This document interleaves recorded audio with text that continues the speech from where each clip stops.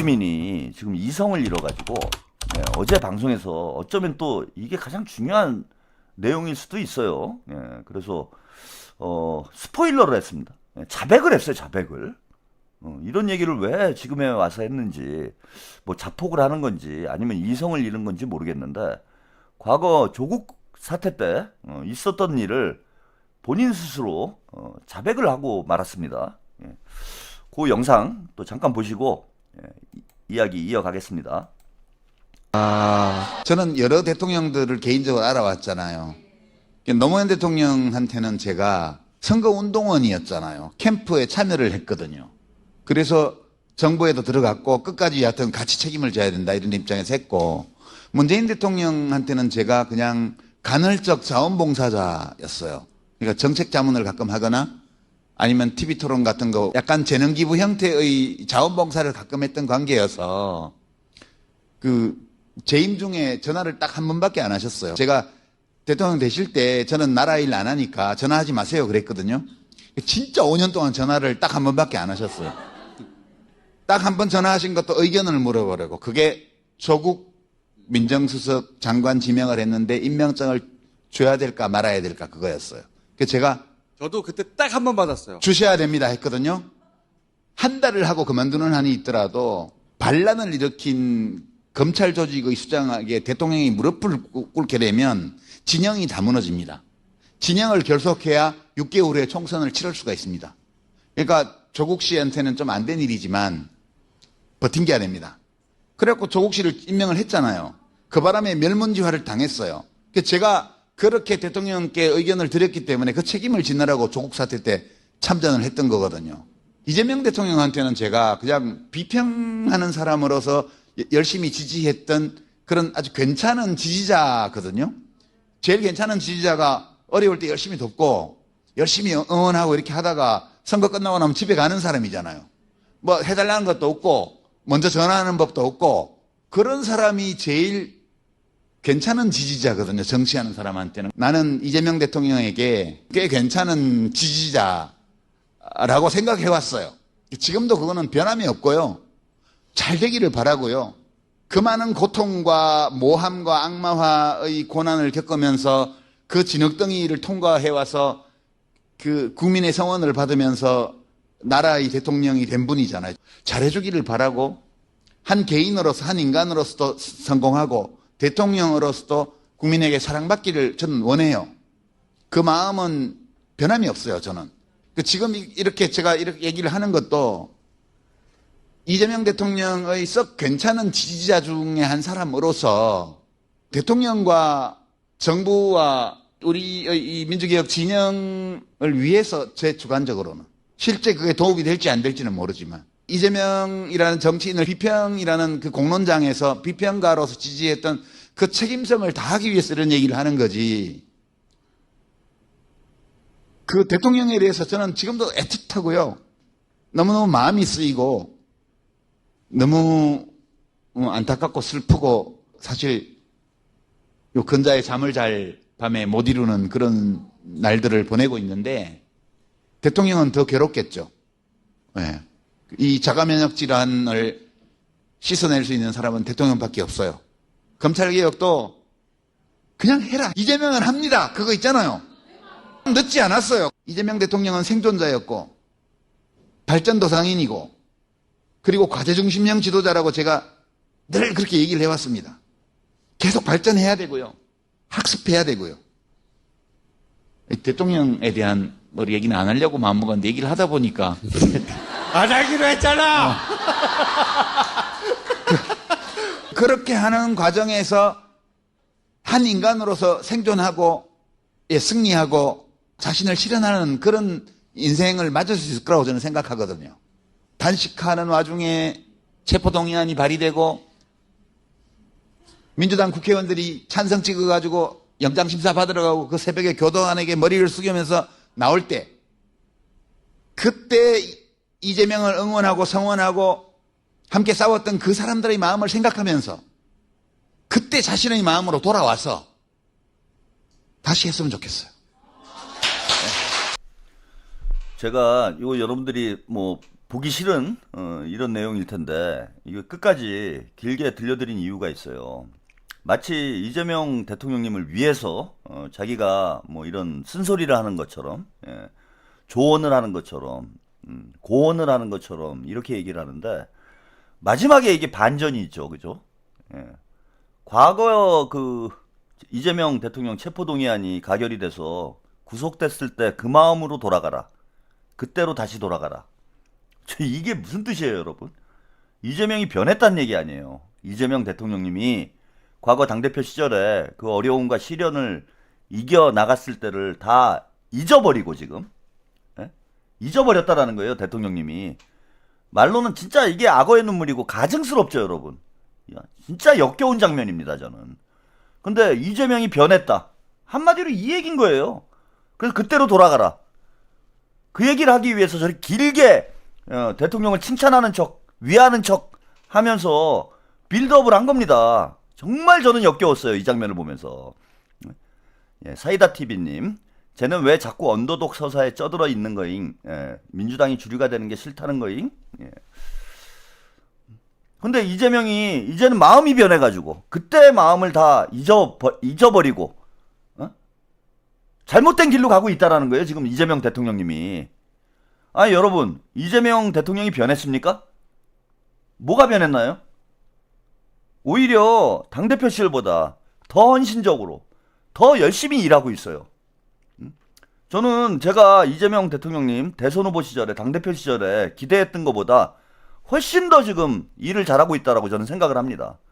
찌롱이님, 이재명이 발전도상인이 뭔가요? 개발도상인을 말하는 건가요? 무시하는 건가요? 그러니까 아직도 발전이 덜 됐다라는 거죠. 지금 전 세계가 주목하는 최고의 정치인으로 인정을 받고 있는데 아직도 발전을 하고 있대요. 본인은 발전이 다 된 거예요? 진짜 역겹기 짝이 없습니다. 대통령님 전혀 변한 거 없고 지금 국민들을 위해서 누구보다도 애쓰고 계시고 그리고 개혁의 의지 조금도 변한 거 없습니다. 근데 지들 마음대로 지들 말 안 들어준다고 저게 대통령을 위하는 일이에요? 닦아놓고 친문들 챙겨달라는 얘기 아닙니까 지금? 친문들 챙겨달라. 정청래 당대표 만들어줘라. 조국 합당해가지고 조국도 대권에 도전할 기회를 만들어줘라. 아니 그 친문들 챙기면은 그 대통령님한테 잘 되는 일이에요? 조국하고 합당하면 뭐 그런 얘기도 했습니다. 본인이 조국하고 합당 안 한 게 뭐 큰 문제였다라는 식으로 얘기를 했어요. 그때 이제 깜짝 놀랐다. 김용남을 공천했을 때 깜짝 놀랐다. 조국하고 합당을 하면은 이재명 정부가 성공하겠습니까, 여러분? 이번 지방선거 보궐선거 과정에서도 우리가 확인이 된 거 아니에요. 조국하고는 이제는 절대 손잡으면 안 돼요. 뭐 이재명 대통령이나 김민석 총리도 그런 생각 안 할 거라고 저는 이제 믿고는 있는데 지금 2030의 마음을 잡지 못하면 민주당 황금 시대를 열어가는 것 그 어불성설입니다. 제가 볼 땐 2030의 마음을 잡는 게 무엇보다도 중요한 거예요. 이번 지방선거에 패배한 원인도 저는 거기 있다고 봅니다. 2030 특히 서울 지역에서 2030의 마음을 잡지 못했어요. 민주당이. 이걸 못하면은 재집권 저는 꿈도 못 꾼다라고 봅니다. 역사에 뭐 김민석 총리가 그런 표현 썼는데 역사의 물줄기에 그냥 휩쓸려 가는 거예요, 민주당도. 근데 지금 조국을 진짜 2030 비호감 정치인의 거의 뭐 대표 주자라고 할 수 있는 조국을 민주당에 끌어들여서 조국이 그것도 또 대선 후보가 되겠다고 혹은 당대표가 되겠다고 이렇게 설치는 상황이 벌어지게 되면 과연 민주당이 2030의 마음을 얻을 수 있을까요? 절대 안 될 얘기입니다.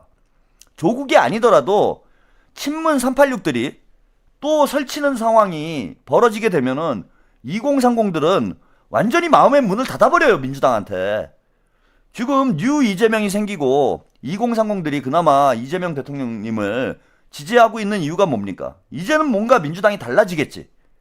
과거 친문 386들이 5년 동안 보여준 그런 위선의 정치, 내로남불의 정치와는 다른 새로운 뉴 민주당을 이재명 대통령은 만들 수 있을 거야. 이런 기대를 가지고 뉴 이재명의 대열이 점점 늘어나고 있는데 알고 보니 이번 지방선거에서 느낀 거예요. 알고 보니 민주당이 변한 게 없는 거예요. 똑같은 거야. 정청래 설치고 다니고, 조국 설치고 다니고, 유시민 설치고 다니고, 김어준 설치고 다니고, 문재인은 조국 밀어주고. 지인님, 예. 조국이 감이 안 되는데 어떻게 정청래한테 정권을 내주겠어요? 또다시 개발도상국으로 떨어지게 하자는 건지. 말도 안 되는 소리고 전혀 대통령에게 도움이 안 되는, 아니 친문들 챙기는 게 대한민국을 위해서 무슨 도움이 됩니까 여러분? 친문들 지분 보장하는 게 대한민국을 위해서 뭐가 도움이 된다라는 거예요 도대체? 정재윤님, 난 어용지식이니 진짜 역겹다. 아는 척 잘난 척. 이한희님, 유시민은 도대체 무엇을 위해 자꾸 저러는 걸까요? 신인규 변호사가 말하기를 유시민이 저럴수록 돈은 김어준만 벌어가고 말에 대한 책임과 비난은 유시민이 떠안아야 한다는데 진심 안쓰럽다고 걱정하더라고요. 저는 의심하는 바가 있어요. 뭐 아직은 제가 증거가 없어가지고 여러분들께 확실하게 말씀 못 드리고 있는데 저는 의심이 가는 부분이 있습니다. 아니 뭐 김어준이 그런 얘기를 하대. 뭐 유시민이 선거 때마다 필요한 인물이다, 도움이 된다 이런 얘기를 하잖아요. 근데 유시민이 선거 때마다 도움이 된 적이 있습니까? 선거 망치는 주범이었잖아요. 오죽하면 2022년 총선 때 양정철이 입 다물고 있으라고 그랬겠어 유시민한테. 요님, 딴 거 없습니다. 김어준, 이동영 두 양반한테 연락했는데 한 놈은 도망가고 한 놈은 국회로 갔습니다. 최한웅님, 이동영 까시는 거 압니다. 그래도 이동영은 경북 안동에서 의리 지키는 이재희 시발 어쩌라고. 아니 제가 이동영을 까는 게 아니에요. 이동영이 고정만 하면은 저는 뭐라 안 해. 제가 그 예전에 김용민이 그 돼지 목사 김용민이 그렇게 깠는데 지금 그냥 놔두잖아요. 그 못된 짓만 안 하면 저는 누굴 까지 않습니다. 근데 그 중요한 때마다 헛소리를 하니까 그러니까 까는 거예요 제가. 뭐 이동영을 미워할 이유가 뭐가 있습니까? 그러니까 아무 말도 하지 않으면은 아무 일도 벌어지지 않아요. 헛소리 안 하면은 안 깝니다. 저는 절대 안 까요. 아니 지난번에도 나와서 그런 얘기 하더라고. 정청래가 아니 작년 당대표 선거 때는 정청래가 친명이었는데 지금은 반명이래. 아니 이게 뭐 말 같은 소리를 해야죠. 그때도 반명이고 지금도 반명인데 이동영은 정청래한테 어떤 사적인 어떤 감정이 있어가지고 이 사적 감정이라는 게 나쁜 감정이 아니고 정청래를 좋아해요. 제가 볼 때는 이동영이. 뭐 그럴 수 있지. 뭐 정치인하고 가깝게 지낼 수 있습니다. 그런데 거기에 본인이 사리 분별을 못 해가지고 지금도 정청래가 그때는 친명이었대잖아. 그게 말이 됩니까? 1년 전엔 친명이었는데 아니 이재명 대통령이 지금 대통령인데 1년 사이에 갑자기 반명으로 바뀐다고요? 그 상식적으로 말이 되는 얘기예요. 그리고 이 문제와 관련해서 지금 친명인 척하면서 약 파는 사람들 적어도 시청자들한테 사과 정도는 해야 돼요. 사과는 해야 될 거 아니야. 당시 박찬대도 친명, 정청래도 친명, 아무나 돼도 좋다. 이렇게 얘기한 게 이동영 아닙니까? 김어준, 최욱 대부분의 대형 유튜버들이 그렇게 얘기했어요. 그래서 정청래가 당대표가 된 거야. 정청래는 친명, 그래 반명까지는 아닐지언정 비명인 건 맞아요. 근데 박찬대라는 확실한 친명 후보가 있는데 정청래도 친명이라고 약을 팔아가지고 정청래가 당대표가 되고 당이 이 지경이 된 거 아닙니까? 이 난장판이 만들어지는데 기여를 한 거 아니야. 근데 본인들이 잘못한 거에 대해서는 한마디도 언급도 안 하고 이제 와서 친명팔이 하고 있어? 뉴 이재명 팔이 하고 있습니까? 그러니까 제가 까는 거예요 여러분. 저 괜히 왜 깝니까 다른 사람들을. 이재명 대통령한테 도움이 안 되는, 대통령님께 도움이 안 되는 그런 평론을 하고 친목질을 하기 때문에 제가 까는 거지. 뭐 이유 없이 안 까요. 제가 왜 까? 미친놈이야. 그냥 아무데나 싸움질하고 다니게. 그래서 여러분들이 좀 오해하시는 분들이 있는 것 같아요. 잠깐 말씀을 드린 겁니다. 그래서 유시민이 저의 악어의 눈물을 흘리면서 명파리를 또 하는데 뭐 이제 우리 당원들이나 유권자들이 거기에 더 이상 속아 넘어가지 않을 거라고 봐요. 그리고 아까 그 말씀 드렸는데 저는 좀 짚히는 게 있어요. 아까 말씀드리다 말았는데 유시민이 선거 때마다 맛조개처럼 튀어나와가지고 선거를 꼭 깽판 치는 역할을 하고 있잖아. 그죠? 근데 뭐가 도움이 되는 것처럼 얘기를 해요. 한 번도 유시민이 선거 때 도움이 된 적이 없어요. 아니, 멀리 볼 것도 없고, 이번 지방선거 때 유시민이 한 짓이 뭐예요, 여러분? 사전투표 날 매부쇼 나와가지고 민주당 지지층들끼리 싸움 붙인 게 유시민이 한 짓 아니에요. 그랬잖아. 그러니까 유시민이 도대체 왜 저렇게까지 할까? 단지 문재인을 위해서, 친문 진영을 위해서? 저는 그 이상이 있을 거다라고 봅니다. 선거 때마다 튀어나와가지고 소금을 뿌리는데 분명히 뭐가 배후가 있는 거 아닌가, 저는 그런 생각이 들고, 김어준도 대단히 의심스러워요. 아까 그 김어준이 그죠? 이재명 대통령께서 부탁을 했음에도 불구하고 도망을 간 문제를 한 분이 얘기하셨는데, 그거보다 더 중요한 문제가 있어요. 도망을 간 게 문제가 아니고, 자, 어떻게 알았냐라는 거예요. 계엄할 걸. 본인이 얘기했잖아요. 국회 나와서 미 대사관에서, 미 대사관이라고 표현하진 않았습니다. 주요 동맹국의 대사관에서 얘기를 들었다고 그랬어요. 아니, 도대체 김어준이 뭐길래 대한민국의, 그것도 160석 이상의 의석을 가지고 있는 야당 대표도 못 듣는 정보를, 김민석 총리가 당시 서울의 봄 팀을 이끌고 있었잖아요. 서울의 봄 팀에서도 전혀 확보하지 못한 정보를 왜 미 대사관이 김어준한테, 그 중요한 정보를 김어준한테 주고, 그리고 김어준은 왜 그 정보를 이재명 대통령님과 민주당과 공유하지 않고 혼자 도망을 갔냐고.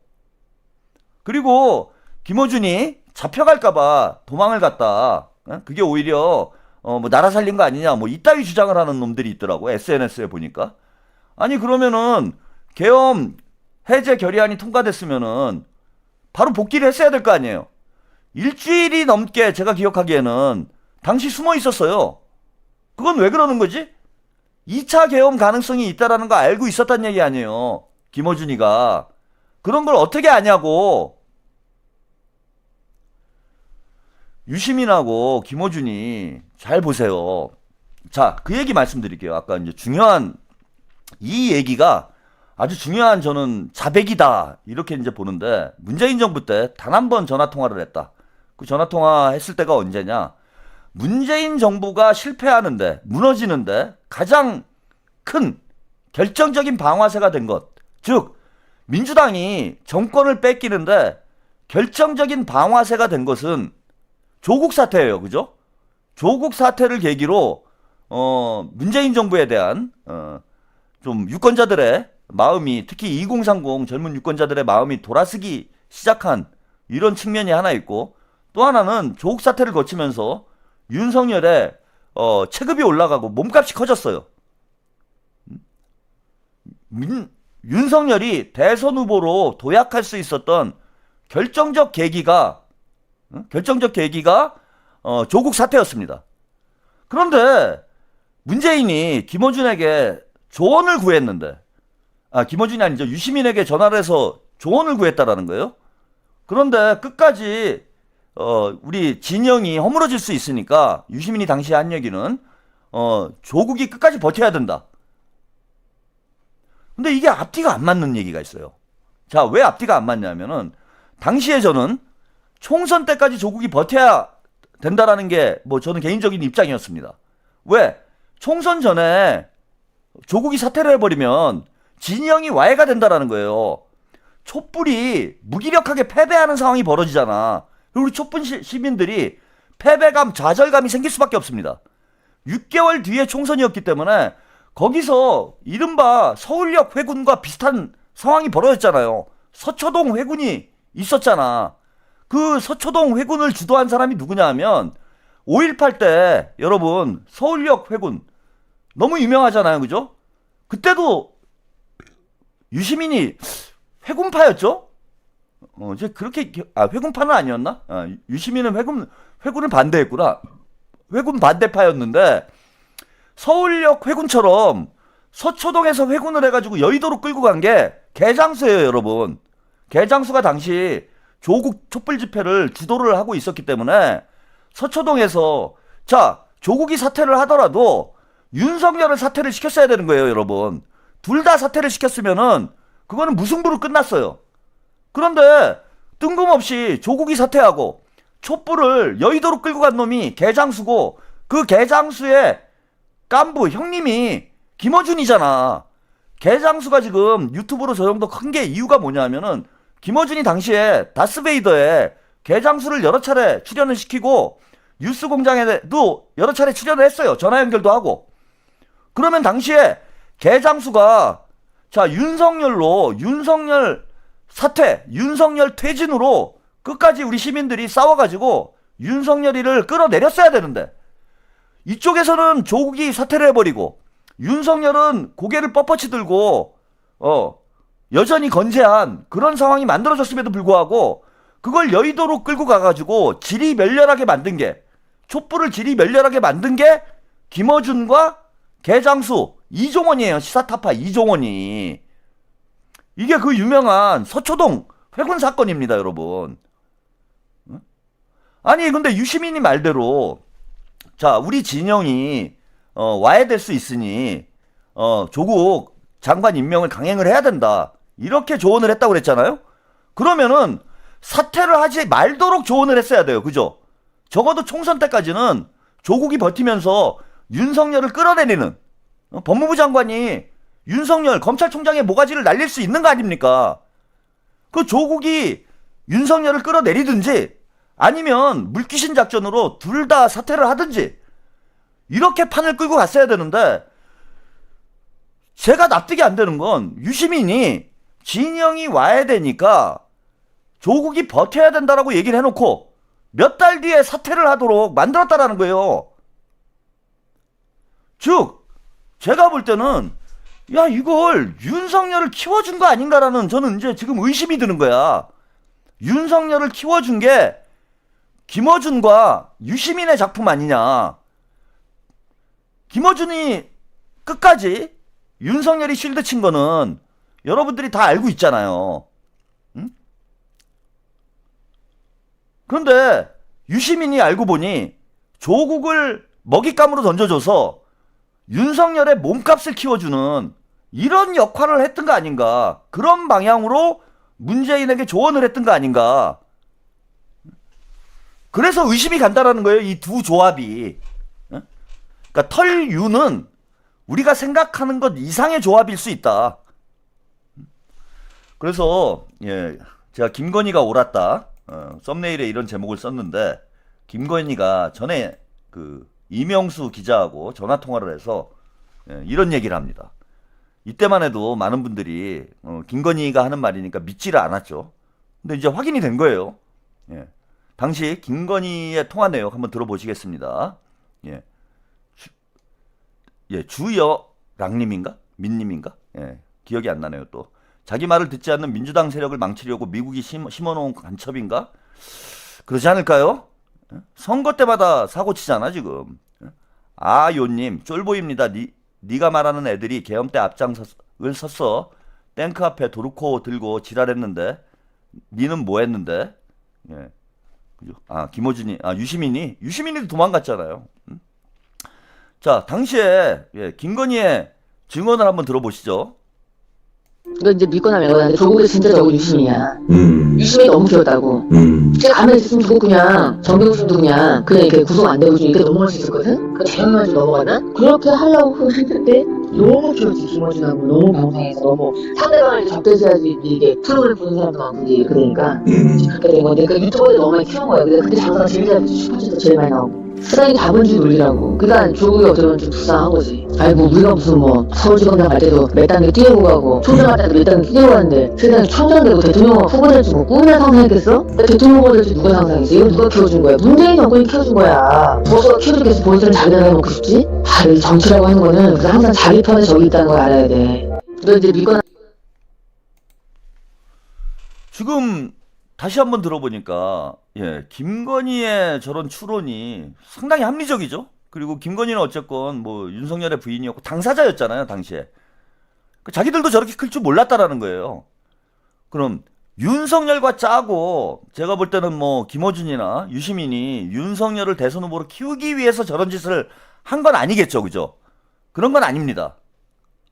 그러면 누군가 누군가의 뭐 오더를 받고 제가 볼 땐 윤석열을 대선 후보급으로 키우기 위해서 조국을 먹잇감으로 던져준 지금 이런 상황으로밖에 볼 수가 없어요. 그리고 김건희는 정확히 지금 파악을 하고 있잖아요. 유시민과 김어준이 키웠다. 윤석열을. 왜 키웠겠습니까? 저는 촛불혁명을 무력화하고 문재인 정부를 무력화하고 저 때부터 정권교체의 시나리오가 작동을 했다라고 봐요. 우리가 알지 못하는 보이지 않는 손에 의해서 정권교체 시나리오가 2019년부터 진행이 된 거다. 그리고 여기에 앞장섰던 사람이 김어준하고 유시민이었다. 자, 문재인 정부를 무너뜨리는데 결정적 역할을 한 사람이 유시민과 김어준이라는 거예요. 우리가 친문이라고 알고 있지만은 문재인 정부를 무너뜨리는 결정적인 역할을 유시민과 김어준이 물론 의도한 게 아닐런지 모르지만 어쨌건 결과론적으로는 유시민과 김어준이 조국을 먹잇감으로 던져줘서 윤석열을 키웠고 유시민이 어제 자백을 한 거죠. 자백을 한 거 아니에요. 본인이 문재인에게 조국 임명을 강행하라. 그래서 일을 더 크게 만들어라. 자, 김건희는 돈 때문에 그랬다. 이게 자본주의 생리 아니냐. 뭐 이러는데 그깟 슈퍼챗 벌기 위해서 저런 짓을 벌였겠습니까? 그리고 당시에 김어준이는 유튜버가 아니었어요. 뉴스공장 TBS에서 출연료 받고 있었잖아요. 그러니까 뉴스공장에 슈퍼챗이 들어온다고 해도 당시 TBS 뉴스공장이죠. 여기서는 김어준 돈이 아니에요. 그게 TBS가 돈 버는 거지. 그러니까 시청률 올라가고 슈퍼챗 들어온다고 김어준이 돈을 버는 상황은 아니었다. 그래서 본인은 출연료만 받으면 됨에도 불구하고 저런 판을 벌린 이유가 뭐겠습니까? 보이지 않는 손이 있다고 봐요. 그리고 그 보이지 않는 손에 대한 그런 의구심을 제가 더 강하게 갖도록 만든 게 지난 계엄 때입니다. 그죠? 아까 말씀을 드렸지만은 계엄 때 김어준이 미국 대사관으로 추정되는 곳에서 정보를 받았다라는 얘기를 본인 힘으로 자백을 했어요. 그리고 이 저의 보이지 않는 손 이론을 더 확고한 어떤 그 합리적 의심으로 굳혀준 게 어제 유시민이 다스베이더에서 한 발언이에요, 여러분. 자, 이 이야기를 김건희가 한 번만 한 게 아닙니다. 이게 최재형 목사하고 이렇게 카카오톡을 주고받았죠. 이게 이제 공개가 됐는데 이게 김건희가 최재형 목사에게 보낸 카카오톡 내용이에요. 계속 일관되죠. 유시민 등 이 사실 자신이 대권 욕심이 있어서 참 이분은 참 학력이 의심스러운 사람이죠. 서초동 촛불을 좋다고 서초동 촛불을 키운 거죠. 조국을 이용한 거죠. 유시민은 굉장한 부자예요. 노무현이 유시민에게 아주 서운하게 돌아가셨어요. 이것도 좀 이상하죠, 그죠? 이 김건희가 뭐가 알고 있는 게 있는 거 아닌가? 응? 유시민이 뭐 굉장한 부자는 맞을 거예요, 그죠? 어제 뭐 설해마을에서 마을버스 타는 것도 봤다라는 우리 시청자 한 분도 있었는데, 자 보세요. 유시민이 대권 욕심 때문에 서초동 촛불을 키웠다 이러는데 유시민은 본인이 대권 도전을 하겠다라는 이야기는 안 합니다. 예? 그러니까 본인의 대권 욕심은 아니었던 거죠. 그럼 누군가의 대권 욕심이었다라는 거잖아요. 예? 누군가의 대권 욕심. 누구를 대통령으로 만들기 위해서 유시민 등이 유시민과 김어준이겠죠. 서초동 촛불을 키운 거다. 누구를 대선 후보로 만들려고 했던 겁니까? 결과적으로 보면. 예? 조국을 대선 후보로 만들려고 키운 건 아닐 거 아니에요. 조국은 결국 사퇴를 하고 감옥까지 가는 신세가 되고 유시민 말대로 멸문지화를 당했잖아. 뭐 그 미안한 마음 때문에 지금 이런다고 하는데 조국이 죽을 거를 유시민은 알고 있음에도 이런 짓을 했다라는 거예요. 그러니까 조국을 대선 후보로 키우기 위해서 이런 짓을 한 건 아니다. 그럼 결과만 놓고 보면은 윤석열을 대선 후보로 키우기 위해서 이런 일을 벌린 거라고밖에 볼 수가 없는 거죠. 판을 키운 거라고밖에 볼 수가 없는 거예요, 이거는. 그리고 그 사실을 유시민이 스스로 인정한 거죠. 어제 중요한 진술이 나왔다. 그래서 김어준과 유시민은 저는 절대 뭐 국민들이나 민주당을 위해서 뭔가 역할을 하고 있는 사람들 아니다라고 봅니다. 우리가 여러분들이 이제 이 사람들의 실체를 지금도 마찬가지잖아요. 똑같잖아요. 이재명 정부 잘 될 것 같으니까 이거 망가뜨리는데 또 앞장서고 있는 거잖아요. 문재인 정부 때 조국을 법무부 장관으로 꽂아가지고 문재인 정부를 망가뜨렸던 것처럼 지금 이재명 정부를 유시민하고 김어준이 앞장서서 이거 누가 봐도 이해가 안 되는 상황 아닙니까? 10폴잡님 네 감사합니다. 이해가 안 되잖아요. 김어준이 이러다가 자기 방송이 망할 수도 있는데 유시민이 앞으로 더 책을 못 팔 수도 있는데 무슨 어떤 그렇게 사명감이 있어가지고 본인들이 죽을 짓을 스스로 하고 있습니까? 제가 볼 때는 다른 목적이 있는 거예요. 돈이 목적이 아니다라는 거야 저는.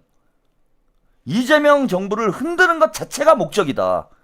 민주정부를 교란하고 무너뜨리는데 두 사람이 문재인 정부 때도 그렇고 지금 이재명 정부 때도 앞장서고 있는 겁니다. 이걸 우리가 예리하게 이제 간파를 해야 돼요 여러분. 더 이상 기대할 게 없는 사람들이에요.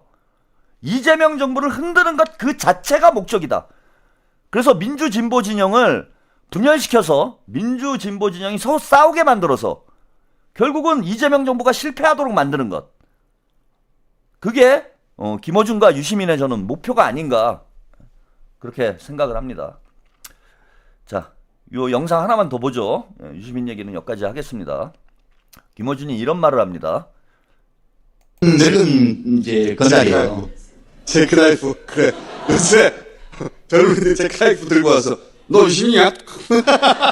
하고 있지. 저는 그 광경을 보는 자체가 마음이 너무 아파요. 저들이 유시민이 여기까지 어떻게 하는지 알고 있는 건가? 들어가서 푹 찌르고 막 나 이겼다 막 그러고 너 시대는 끝났어 막 이러면서. 유시민이 탄생하기까지는 40년이 넘게 걸렸어요. 굉장히 어려운 과정을 거쳐서 여기까지 왔다고. 유시민 작가도 갈 뻔했어 몇 번. 그럼 운이 좋아서 여기까지 온 거죠. 안 죽고. 인계점까지 근처까지 가다가 다시 돌아오고 많은 과정을 썼어요. 그래서 여기까지 왔거든요. 근데 이제 요만한 짝나이프 들고 나서 툭 찌르는 사람들 있잖아요. 그걸로 죽진 않아요. 하지만 그 광경 자체가 너무 슬퍼. 저 사람한테 저렇게 한다고? 그러면서 무슨 생각을 하냐면 참 어리석다. 우리가 총선도 치러야 되고 대선도 치러야 되고 이 얘기 하려고 나 앉혀놓은 거지. 그때 유시민 같은 역할을 할 사람이 어디 있다고 도대체. 늙은 이제 건달이에요. 뭐 이게 자아비대가 아니고 뭐 자아비만이죠. 본인들이 뭐 40년 동안 어떻게 역량을 쌓았는지 모르겠는데 절대 이제 무너지지 않는다. 잭나이프를 들고 이제 뭐 찌르고 있다. 뭐 이런 거예요. 그래서 유시민은 죽지 않는다. 앞으로도 뭐 유튜브 채널까지 만든다는 뭐 그런 얘기까지 하더라고요. 그런데 보시면은 요 대목에서 유시민이 대단히 과장되게 웃죠, 여러분. 대단히 과장되게 웃잖아요. 김어준도 그러고 과할 정도로 막 이러면서 오바해서 웃잖아. 그건 뭐냐면 쫄았다는 거예요, 여러분. 자신 내면의 동요를 감추기 위해서 겁먹은 개가 크게 짖는다고 하잖아요. 본인들이 마음이 불안하고 흔들리고 있기 때문에 그걸 감추기 위해서 오바해서 저는 웃는다라고 생각을 합니다. 이미 쫄았어요. 잭나이프로 찌르면 안 죽는다고요? 한 번 찔러서는 안 죽죠. 한 100명이 찌르면 어떻게 될까요, 여러분? 한 10,000명이 한 번씩 찌르면? 결국은 죽게 됩니다. 잭나이프가 아니라 이쑤시개로도 한 1,000명이 가서 찌르면은 죽는 거예요. 계란으로 바위치기 같죠? 여러분, 제가 김어준하고 싸우기 시작한 게 한 3, 4년 됐어요. 3, 4년 전만 해도 제가 김어준을 비판하는 블랙하우스라는 방송을 했을 때 제 주변의 사람들이 말렸습니다. 요즘 뭐 유시민을 말렸다고 하는데 제 주변 사람들이 말렸어요. 김어준은 알라신, 신과 같은 존재다. 유튜브판에서 김어준을 까면 죽는다. 이런 얘기들 했습니다. 그리고 제가 별소리 다 들었어요. 뭐 돈 벌려고 김어준을 깐다는 둥, 예? 무슨 갈라치기 세력이라는 둥, 예? 온갖 비난을 다 당했습니다. 완전히 결함으로 바위치기였죠. 당시에 김어준 까는 유튜버는 저밖에 없었어요, 여러분. 그럴 정도였습니다. 그런데 3년이 지났습니다, 지금. 4년 지났나요? 4년이 지났어요. 김어준 실체가 드러나고 있죠. 서서히 무너지고 있습니다. 이미 시청률도 많이 빠졌어요. 시청률보다 더 중요한 건 뭐냐면 김어준의 스피커로서의 신뢰도, 권위가 무너지고 있습니다, 지금. 안 무너진다고? 잭나이프라고 니들이 우습게 보지? 저는 이쑤시개 가지고, 이쑤시개예요. 구독자 지금은 9만이 됐지만 당시에는 구독자 10,000명, 20,000명 그랬습니다. 이쑤시개 들고 김어준이라는 거악과 맞서 싸웠습니다. 4년 만에 계속 찌르니까 피가 나는데? 더 찌르면 죽을 것 같은데? 게다가 지금은 저 혼자 찌르고 있는 게 아니에요. 예, 여기저기서 잭나이프 들고 덤벼드는 사람들이 튀어나오고 있습니다. 잭나이프로 여러 명이 찌르면 죽습니다, 여러분. 무너지고 있어요, 이제. 저는 그 허세라고 봐요. 김어준과 유시민은 이미 흔들리고 있고 이제 허세를 떨고 있는 단계에 접어들었다. 지금부터 한번 칼을 맞아 보세요. 이쑤시개로도 얼마든지 죽일 수 있으니까 늙은 건달의 여러분 추한 최후를 보시게 될 겁니다. 르와르 영화에 보면은 그 늙은 건달이 참 처참하게 망가지면서 비극적으로 끝나죠, 보통은. 그런 상황이 될 거라고 저는 봅니다.